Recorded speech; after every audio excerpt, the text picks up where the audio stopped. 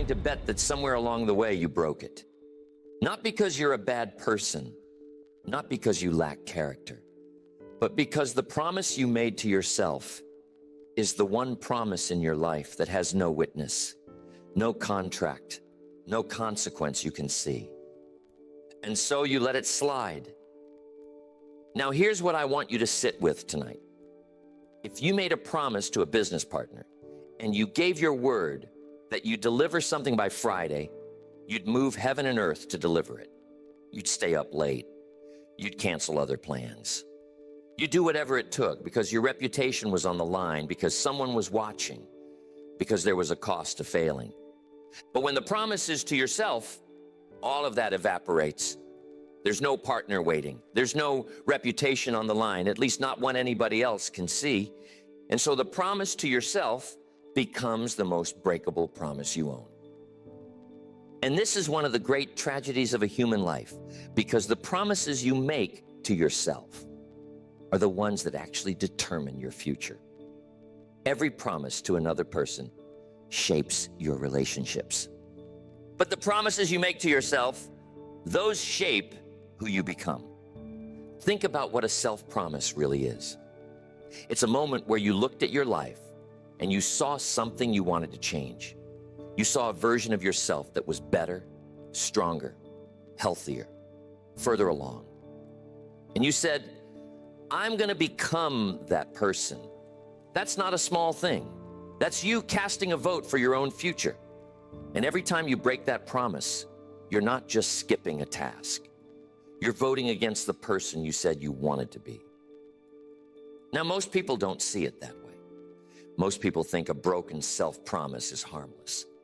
They think, well, I only let myself down. Nobody else got hurt. And that phrase, I only let myself down, is one of the most dangerous phrases in the human vocabulary, because it treats you like you don't matter. It treats your word to yourself like it's worth less than your word to anyone else. And I want to ask you something. If your word to yourself is worth less than your word to a stranger, what does that say about how you value yourself? What does that say about the respect you have for your own future? Because the person you're letting down when you break a self-promise isn't some abstract idea. It's you, the real you, the one who has to live with the results. Here's what I've come to understand over the years. The reason people can't keep promises to themselves isn't a willpower problem. It isn't a motivation problem. It's a trust problem. And trust is the whole game. Let me explain what I mean. When you make a promise to yourself and you keep it, something quiet but powerful happens. You prove to yourself that your word means something. You build a little evidence that says, when I say I'll do something, I do it. And the next time you make a promise, you believe it a little more because you have a track record. But when you make a promise and break it, the opposite happens. You gather evidence that says, my word to myself doesn't mean much. And here's the terrible part. The next time you make a promise, some part of you already knows you won't keep it. You've heard yourself make promises before and watched yourself break them. So even as you're making the new promise, there's a quiet voice in the back of your mind that says, sure, we'll see. That voice is the sound of broken trust. That's the sound of a person who has stopped believing their own word. And once you reach that point, you can make all the promises you want, but none of them will have any power because you've trained yourself not to take yourself seriously. So the real work here isn't learning how to force yourself to do things you don't want to do. The real work is rebuilding the trust between you and yourself, one kept promise at a time, until your word becomes something you can actually rely on again. And I want you to understand how that trust got broken in the first place, because most people don't know. They think they broke their promises because they were weak, but that's not usually what happened. What usually happened is that they made promises that were impossible to keep, and then they blamed themselves when they couldn't keep them. Think about the last big promise you made to yourself.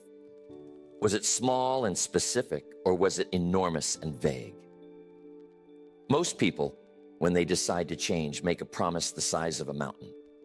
They say, I'm going to completely transform my body. They say, I'm going to become a totally different person. They say, starting tomorrow, everything changes. And that kind of promise feels wonderful in the moment. It feels bold. It feels inspiring. You go to bed that night feeling like a new person already. But that promise is a trap because it's too big to keep. And the moment you fail to keep it, the whole thing collapses. You don't just fall short, you fall off completely. And you use the falling off as evidence that you can't be trusted. So the first thing I want to teach you tonight about keeping a promise to yourself is this. Make promises you can actually keep. Make them small enough that failure is almost impossible. Because a small promise kept is worth more than a large promise broken. A small promise kept builds trust. A large promise broken destroys it. Most people have this exactly backwards. They think the bigger the promise, the better the person. They think ambition is measured by the size of the commitment. But ambition isn't measured by what you promise. It's measured by what you deliver. And you deliver a lot more when your promises are sized to be kept. Think about it. Two different people. The first one promises to run 5 miles every single day starting tomorrow. Big promise. Impressive promise. The second one promises to put on their running shoes and walk out the front door every day. Small promise. Almost embarrassingly small. Now watch what happens over a month. The first person runs 5 miles on day 1, feels sore on day 2, skips day 3, feels guilty on day 4, tries again on day 5, and by day 7 has quit entirely, feeling like a failure. The second person walks out the door every single day, and most days ends up walking a mile or 2 because they're already out there. At the end of the month, the first person has run maybe 3 times and given up. The second person has 30 days of kept promises and a solid habit. Who do you think trusts themselves more now? Who do you think is going to keep going? The one who aimed low and hit the target every day? Or the one who aimed high and missed almost every time? The person who keeps small promises builds an unshakable foundation. The person who breaks big promises builds nothing but a pile of guilt. And guilt, I want you to understand, is not a building material. You cannot build a life out of guilt. Guilt feels productive because it hurts, and we associate hurting with doing something meaningful. But guilt over a broken promise doesn't move you forward. It just makes you dread making the next promise, and it makes you believe the next promise a little less. So if you've been breaking your promises to yourself, I want you to consider that the problem might not be you. The problem might be the size of the promises. You might be a perfectly capable person who has simply been setting yourself up to fail by promising more than any human being could reasonably deliver. Now let's talk about something else that breaks self-promises, and this one is subtle, so I want you to pay close attention.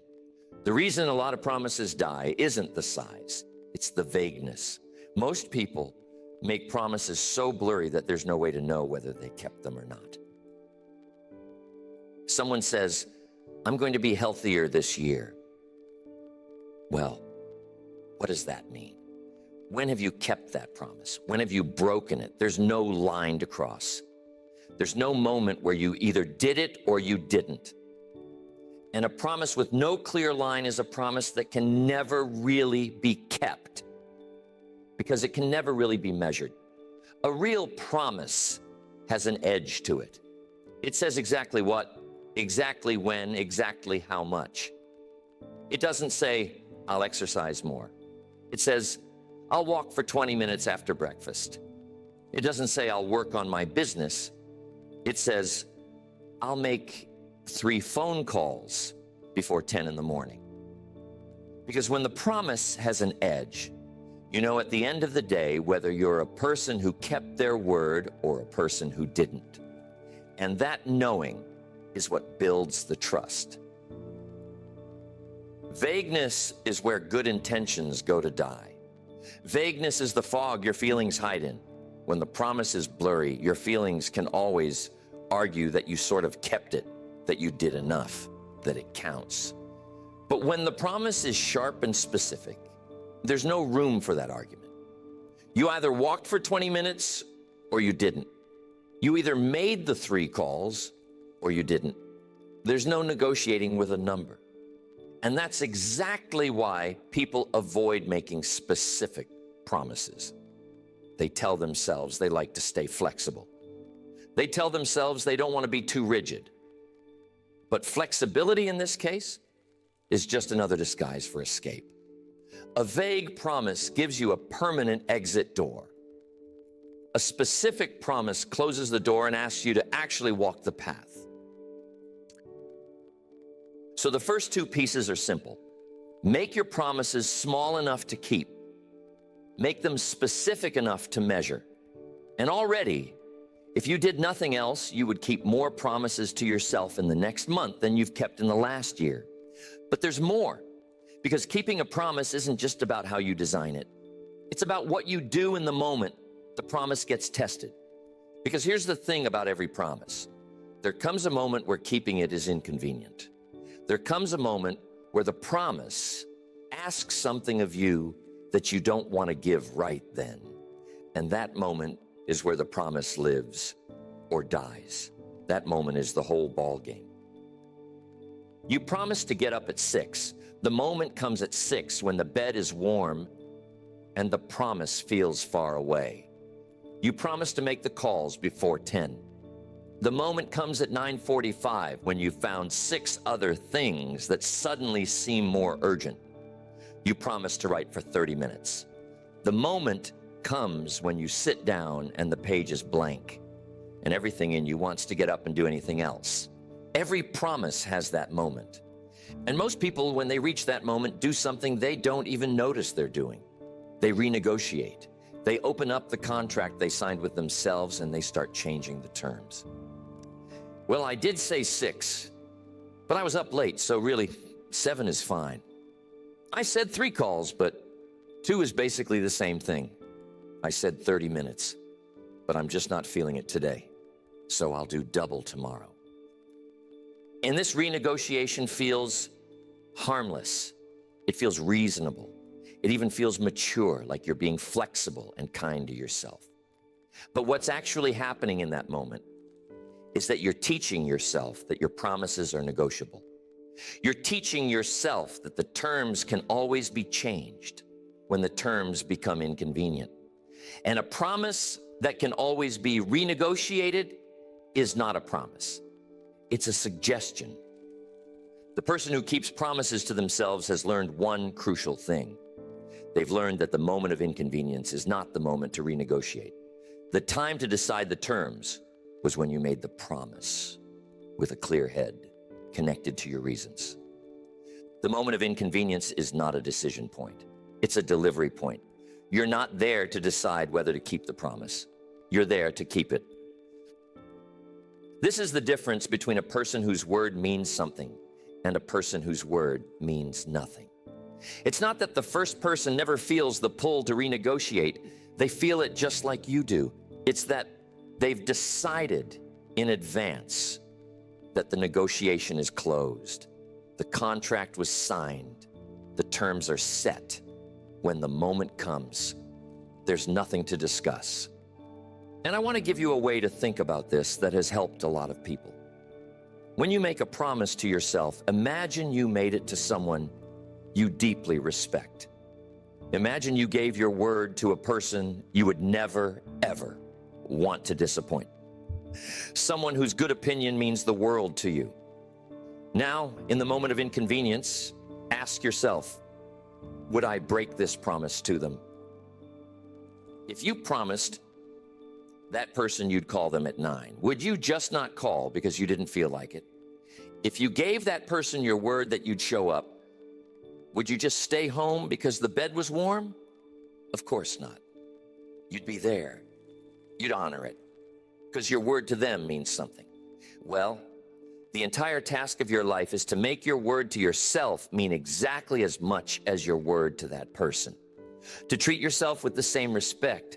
To refuse to disappoint yourself the same way you'd refuse to disappoint someone you admire. Because you are the person you're going to spend every single day of your life with. You are the one whose good opinion you should want most of all. And you cannot have your own good opinion if you keep breaking your word to yourself. Now, I want to address the excuse that shows up more than any other. Because it's the one that fools even smart, disciplined people. It's the excuse that says, I'll make up for it later. You break the promise today, but you soothe yourself with the plan to do double tomorrow, or to start fresh next week, or to catch up when things calm down. And this excuse is deadly because it lets you break the promise, while still feeling like a person who keeps promises. It gives you the surrender without the guilt. You get to skip today and still think of yourself as committed because in your mind you haven't really quit. You've just rescheduled. But here's what you have to understand. The making up for it almost never happens. The double workout tomorrow doesn't come because tomorrow has its own resistance, its own excuses, its own moment of inconvenience. And now you're carrying today's debt on top of tomorrow's challenge, which makes tomorrow even harder to face. So you push it to the day after, and the day after has the same problem. The debt compounds, the catch-up gets bigger, and eventually the whole thing collapses under the weight of everything you promised to make up for, and never did. The person who keeps their word doesn't think in terms of making up for it later. They think in terms of today. Today is the only day the promise can actually be kept. Yesterday is gone, tomorrow isn't here. The promise only exists in the present moment. And either you keep it now or you don't keep it at all. There is no later. Later is where broken promises go to pretend they're not broken. So I want you to strike that phrase from your vocabulary. I'll make up for it later.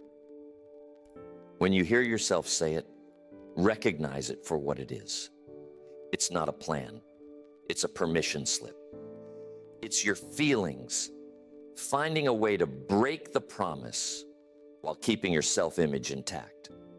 And your self-image is worthless if it's built on promises you didn't actually keep. Now here's something that will help you enormously. And it goes against what most people believe. Most people think that keeping promises to themselves depends on how they feel about the promise. If they feel excited and motivated, they keep it. If they feel tired and reluctant, they break it. And so their whole track record rises and falls with their mood. But a promise, by its very nature, is supposed to be independent of how you feel. That's the whole point of a promise. If you only did things when you felt like doing them, you wouldn't need to make promises at all. The promise exists precisely for the days you don't feel like it. That's what it's for. A promise is a bridge you build on a good day to carry you across the bad days. When you made the promise, you were connected to your reasons. You could see clearly why it mattered. You were, in a sense, your best self. And that best self made a commitment on behalf of your future self, knowing full well that your future self would sometimes be tired, discouraged, and unwilling. The promise is your best self reaching forward through time to guide your weaker self. To break it because you don't feel like it is, to let the weaker self overrule the stronger one. It's to let the person who can't see clearly override the person who could. So when the moment comes and you don't feel like keeping the promise, I want you to remember that this is exactly the moment the promise was designed for. Not keeping it now would be like buying an umbrella and then leaving it home the one day it rains. The promise was made for the hard day. This is the hard day. This is when it earns its keep. And I want you to notice something about the feeling that tells you to break the promise. It always presents itself as permanent. It says, you don't want to do this. And it makes it feel like a fixed truth about you. But it isn't. It's a passing state. The feeling that says you can't possibly get up, can't possibly make the call, can't possibly do the work, that feeling will be gone in an hour, but the broken promise will still be there. The feeling is temporary. The consequences are not. Now let's talk about what happens when you do keep the promise, because I want you to understand the reward, and it's bigger than most people realize. When you keep a promise to yourself, especially on a day when you didn't want to, you get something that no amount of motivation can give you. You get self-respect, real self-respect, the earned kind. There are two kinds of self-respect in this world. There's the kind you talk yourself into, where you stand in front of a mirror and tell yourself you're worthy and capable and strong. And that kind is fine, but it's fragile, because deep down you know it's just words. And then there's the kind you earn by keeping your word to yourself over and over until you have undeniable proof that you are a person who does what they say they'll do. That kind of self-respect can't be shaken because it isn't built on words. It's built on evidence. And here's what that evidence does for you. It changes the way you see yourself, and the way you see yourself changes everything. When you know from 1,000 kept promises that you are a reliable person, you start to expect reliability from yourself.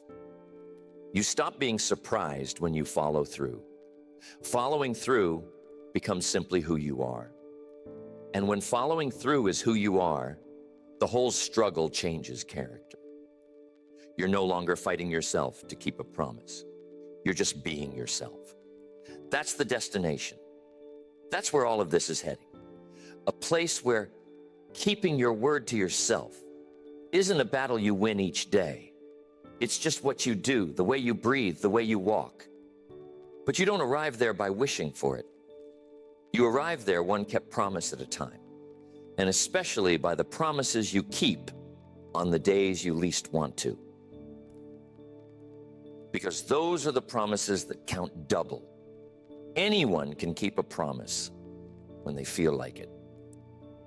When the sun is out and the energy is high and the path is clear, keeping your word costs nothing. But the promise you keep when everything in you wants to break it, that's the promise that builds the real self-respect. That's the promise that proves to the only person who needs proof that your word is worth something. So I want you to start looking at hard days differently. Most people dread the days when the resistance is high, the days when keeping the promise feels like climbing a mountain. But those are actually your most valuable days, because those are the days when a single kept promise builds more trust than 10 easy days combined. Those are the days you become the person you're trying to become. Now let's get practical, because I don't want to send you home with inspiration and no instructions. I want to give you something you can actually do starting tonight to become a person who keeps their promises to themselves. The first thing is this: make one promise, just one, not 10, not a whole new life. One small, specific promise that you know with near certainty you can keep every day for the next week. Something so manageable that breaking it would be almost harder than keeping it. Maybe it's making your bed every morning. Maybe it's drinking a glass of water before your first cup of coffee. Maybe it's writing one sentence in a journal. The size doesn't matter. What matters is that you keep it. Because what you're doing that first week isn't really about the bed or the water or the sentence. What you're doing is rebuilding trust. You're gathering evidence day by day that your word to yourself means something again. You're proving to that skeptical voice in the back of your mind, the one that says, sure, we'll see, that this time is different. And after 7 days of keeping one small promise, that voice gets a little quieter, and your belief in your own word gets a little stronger. Then the following week, you can make the promise a little bigger, or add a second small one, But you only expand at the rate that you can keep. You never make a promise so large that you risk breaking it, because breaking a promise sets you back further. Then keeping a small one moves you forward. Growth here is slow, and that's exactly right. You're building trust, and trust is built slowly and lost quickly. You honor that reality by growing at the pace of what you can actually deliver. The second practical thing is to keep score, honestly. At the end of each day, ask yourself one question. Did I keep the promise I made? Not did I have a good day? Not did I feel productive? Did I keep the specific promise I gave my word on? Yes or no? And I want you to actually track it on paper where you can see it. Because when you track it, something happens. The kept promises start to accumulate. And you can see them stacking up. And that stack becomes something you don't want to break. After you've kept a promise for 11 days in a row, that unbroken streak becomes precious to you. You start to protect it. And on day 12, when the resistance shows up, you look at those 11 kept days and you think, I'm not throwing that away. The evidence pulls you forward. The track record does the work that motivation used to fail to do. And keeping score also protects you from the fog. Remember how I said vagueness is where promises go to die? A written record cuts through the vagueness. You can tell yourself a story about how you're doing pretty well, how you're mostly on track, how you're basically keeping your word. But the paper doesn't tell stories. The paper just shows the yeses and the nos. And that honest record, uncomfortable as it might be, is one of the most valuable tools you have, because you can't fix what you won't see. The third practical thing is to build the promise into your day so completely that breaking it would require effort. The person who keeps promises doesn't rely on remembering. They rely on arranging. They set out the running shoes the night before. They put the journal on the pillow so they have to move it to go to sleep. They attach the new promise to something they already do without fail, so that the old habit drags the new one along. If you want to take a vitamin every day, you don't just promise to remember. You put the vitamin next to the coffee maker, so that every morning, the thing you already do reminds you of the thing you're building. You reduce the promise to the smallest possible act of will. You engineer your surroundings so that keeping the promise is the path of least resistance, not the path of greatest effort. Because willpower runs out, but a well-placed reminder does not. And when you arrange your life this way, keeping promises stops feeling like a constant fight and starts feeling like just following the path you laid out for yourself. The fight was never supposed to be daily. The fight was supposed to happen once when you designed the system, so that the daily part could be easy. That's the whole art of it. You do the hard thinking once, so you don't have to do the hard fighting every day. Now, I want to say something about what happens when you do break a promise. Because you will. You're human. Somewhere along the way, you're going to miss a day. Drop the ball. Break your word to yourself. And what you do in that moment matters enormously, because it determines whether the break is a stumble or a collapse. Most people, when they break a promise, treat it as the end of the whole thing. They miss one day and think, well, I blew it, might as well quit. One broken promise becomes permission to break all the rest. The missed workout becomes a missed week. The one skipped day becomes the reason to abandon the entire commitment. And this all or nothing thinking is what turns a small stumble into a total defeat. The person who keeps their word over a lifetime has a completely different response to a broken promise. They treat it as a single event, not a verdict on their character. They miss a day, they notice it, they don't spiral into guilt, and they simply keep the promise the very next day. One miss, then back on track. No drama, no self-punishment, no abandoning the whole project, just a return to the path. Because here's the truth that all or nothing people never learn. A single broken promise doesn't destroy your trust with yourself. What destroys your trust is the pattern of breaking. And you can break a promise once without starting a pattern as long as you return immediately. The danger isn't the one miss. The danger is letting the one miss become two, and two become a habit, and the habit become who you are. So when you break a promise, and we all eventually do, I want you to make one new promise on the spot. The promise to return tomorrow. That's the promise that keeps you in the game. That's the one that turns a stumble into a lesson instead of a collapse. Miss a day, keep the next day. That's the whole recovery. It's simple, but almost nobody does it because almost everybody would rather quit and feel like a failure than continue and feel imperfect. And I want you to hear me on this because it's important. Consistency is not the same as perfection. A person who keeps a promise 90% of the time is not a failure. They're a champion. The goal was never a spotless record. The goal was a strong pattern. And a strong pattern has room for the occasional miss, as long as the miss is followed by a return. Don't let the pursuit of perfection destroy the reality of progress. Now let's zoom out, because I want you to see what all of this adds up to over time. A kept promise on any single day seems like a small thing. You made your bed, you made the calls, you walked for 20 minutes. In isolation, it barely registers. And that's why people undervalue it. They can't see how one small kept promise could possibly change a life. But you don't keep a promise once. You keep it over and over, day after day, and the small thing becomes an enormous thing. The person who keeps a promise to walk every day over 10 years has taken thousands of walks.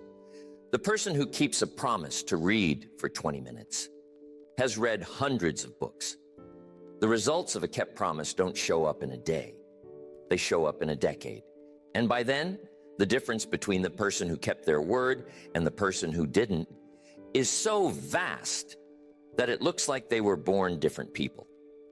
But they weren't. They just kept different promises. And it isn't only the visible results. It's who you become on the inside. The person who has kept their word to themselves for years carries themselves differently. They make decisions differently. They walk into a room differently because they know something about themselves that can't be taken away. They know that when they decide to do something, it gets done. That knowledge is a kind of power. It's quiet and it's private, but it's real, and everyone around them can feel it even if they can't name it. Compare that to the person who has broken promise after promise for years. They carry that too. They walk into rooms unsure of themselves because deep down they don't trust their own word. They hesitate to commit to anything because they've watched themselves fail to follow through so many times. Their whole life is shadowed by the knowledge that they can't quite count on themselves. And that shadow follows them everywhere, into every opportunity, every relationship, every decision. The difference between those two people wasn't intelligence. It wasn't luck. It wasn't circumstance. It was the accumulated weight of thousands of kept or broken promises to themselves. That's it. That's the whole difference. And the beautiful thing, the thing I most want you to take home tonight, is that you get to choose which one of those people you're going to be. Not in some grand dramatic moment, but in 1,000 small moments where a promise is on the line and you decide whether your word means something. So here's what I want you to do. I want you to go home tonight and make one promise. One small, specific, keepable promise. And I want you to write it down where you'll see it. And tomorrow, I want you to keep it, not because you feel like it, not because it's convenient, but because you gave your word.